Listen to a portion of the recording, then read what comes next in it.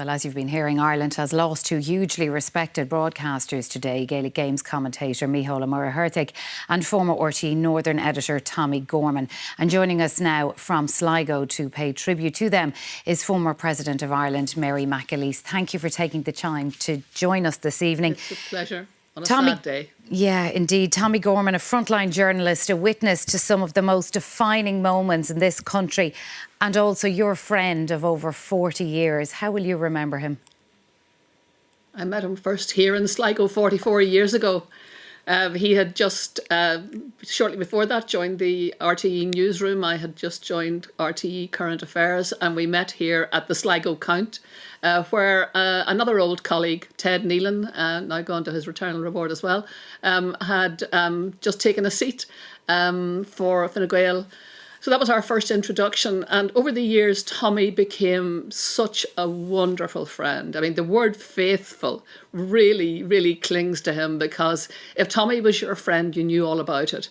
And in particular during the years that he was the Northern correspondent, I mean, he had done great work in Brussels, but when he came to do the Northern job, he just put his soul into it. And bearing in mind that all during those years, he was dealing with the cancer that would eventually take him. He was going back and forward to Sweden for treatment. I don't think anybody would ever know the pain, the suffering, the loneliness he went through, except perhaps his darling Ciara. That the mere mention of anybody who's ever in his company when he's talking about Ciara would know that Tommie's face would light up like a Christmas tree when he was talking about Ciara or his darling children, Joe and Moya. And but in those years, all those years, he was coping with really very severe illness. And if you asked him how he was doing, as I did every time I met him, how are you doing, how's the health? Never better. And that was the title, of course, that he put on his recent memoir.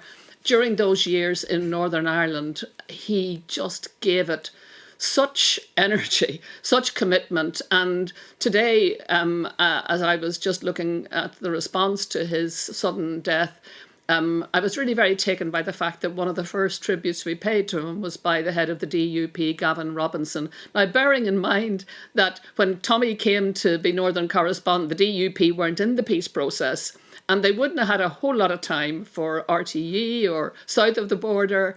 And it's a tribute to Tommie and the connections he made and the friendships he built up. Most importantly, the trust he built up as a journalist.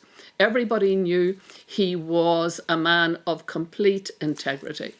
There was no agenda with him except tell the story and do his best for the peace process.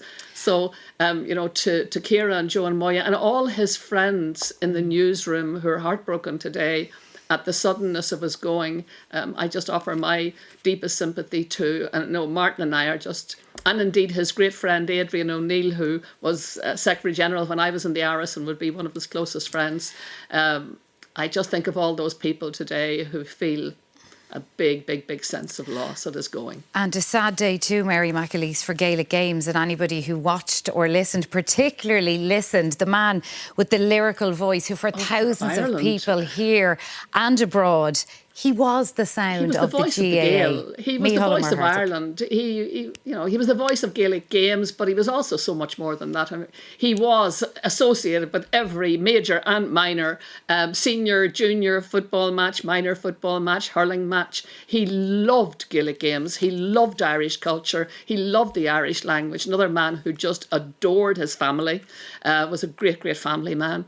And he brought that same love of family to all the friends that he made over the years. He was a great man for including you in and making you feel special. To hear his voice, just to hear the first couple of words from Mícheál, your heart would lift. You'd feel a great sense of pride in not just in Ireland, but in the fact that Ireland could produce a broadcaster of that calibre, whose capacity for storytelling, as we know, was legendary. There wasn't a football match that he just commented on the football, or a hurling match where he just commented on the hurling. We know that.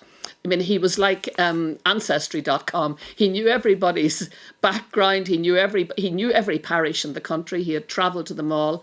In more recent years, in retirement, the phenomenal work that he did, still for the GAA, but for charities, was just quite remarkable. He spent himself, and with a smile on his face, he was. Do you see? We're talking about, interestingly, if I was to characterise both Mícheál and Tommie, they were two of the happiest men I ever knew. Oh, lovely way to end it. Isn't that a lovely thing to know people who were just so happy? It really is. Mary McAlesse, thank you very much for paying tribute to two greats, and may they rest in peace. My pleasure. My pleasure. Thank you.